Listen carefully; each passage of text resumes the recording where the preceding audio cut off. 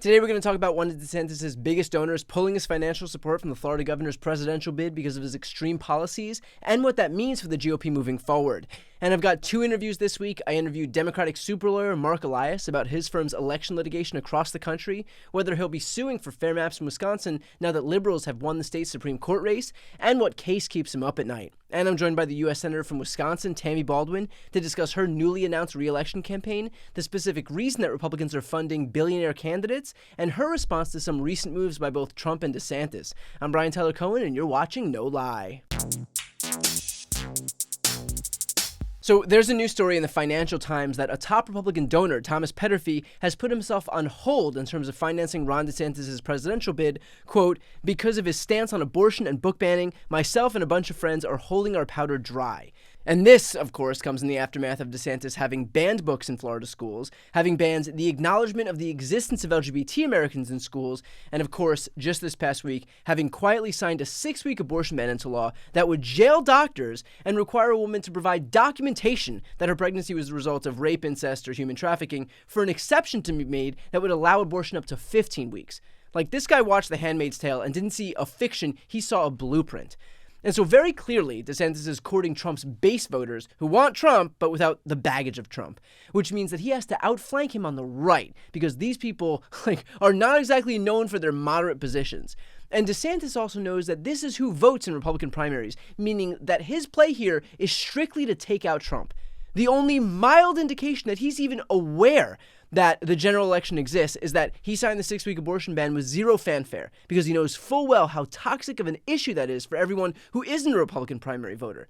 And yet still, that obviously wasn't enough to stop him from signing it in the first place, but just enough to preclude any big self-congratulatory ceremony. And I think this is a pretty perfect encapsulation of the problem plaguing Republicans right now, a problem very much of their own making, and that is that they have to keep lunging to the far right to even have a shot at the Republican nomination, but every time they do, they make themselves less viable in the general election. And by the way, they know that, which is why, coupled with this lunge to the far right, they're also dismantling the core tenets of our democracy so that those general election contests are easier for them to win. It's not a surprise that their extremism is coupled with the removal of drop boxes, which are overwhelmingly used by Democrats, with the reduction of polling places in minority-majority precincts, which are overwhelmingly used by Democrats, with the elimination of on-campus voting, which is overwhelmingly used by Democrats, the reduction of early voting, which, again, is overwhelmingly used by Democrats.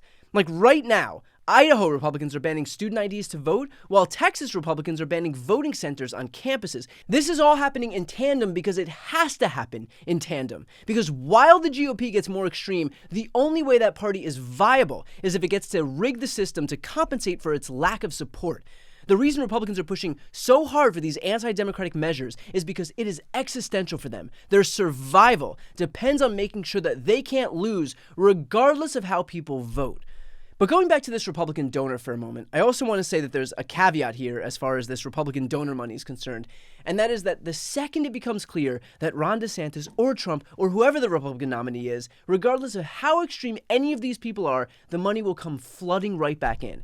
Right now, these Republican donors have the advantage of being able to save face for themselves by saying, yeah, maybe this is too extreme for me. But if DeSantis is the guy, all of those people who are saying today that abortion bans and book bans are too much will immediately drop all pretense and fund those campaigns.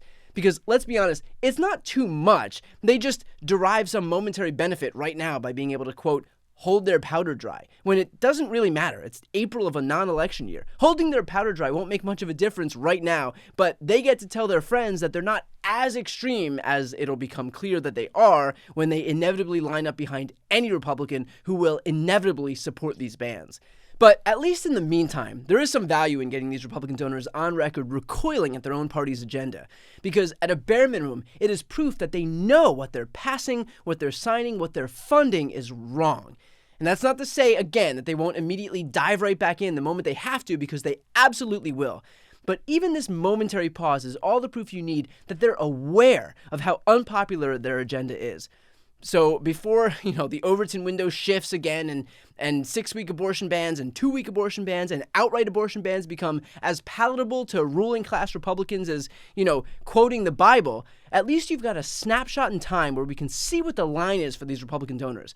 A line that will, again, undoubtedly disappear in 5 minutes or 5 days or 5 months. but one that, for the time being, does currently exist. Here's a preview of my interview with Democratic lawyer Mark Elias. Moving over to Idaho, that state became the first one to restrict travel for abortion. Is that legal? No, it's not legal. You know, one of the things the Constitution guarantees is the right of interstate travel, right? And states are not free to burden that right by criminalizing the interstate travel, right? I mean, think about it.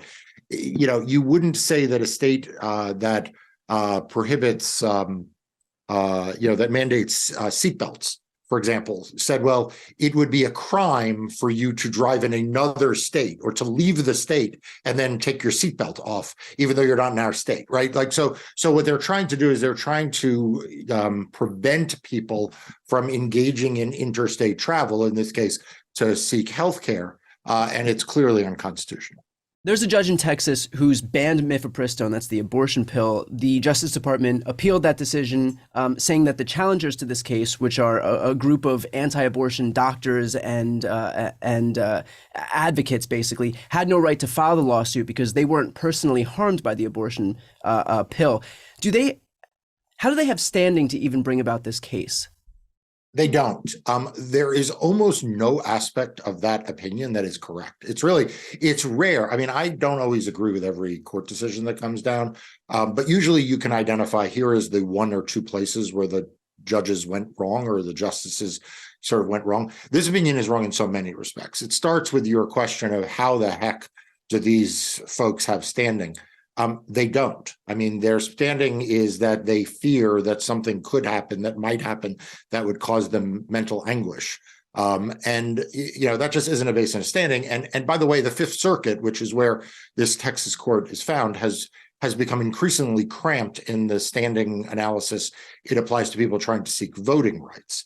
So it would be really telling if the Fifth Circuit, as conservative as it is, overlooks the sweeping theory of standing here, while it's been cramping voting rights standing, but even beyond standing, this decision shouldn't stand. And here's a preview of my interview with Senator Tammy Baldwin. Going to the other side of the Republican Party, you have someone like Ron DeSantis, who, back in his home state, I believe Fort Lauderdale is underwater as of this recording. Meanwhile, Ron DeSantis himself isn't there because he's on a book tour preempting his presidential run. Do you have a response to that? Yeah, you show up. That's part of the job. I understand that one person can't be everywhere at once, but it is really, really important to listen, to be present, to understand the challenges that the people you seek to lead are experiencing.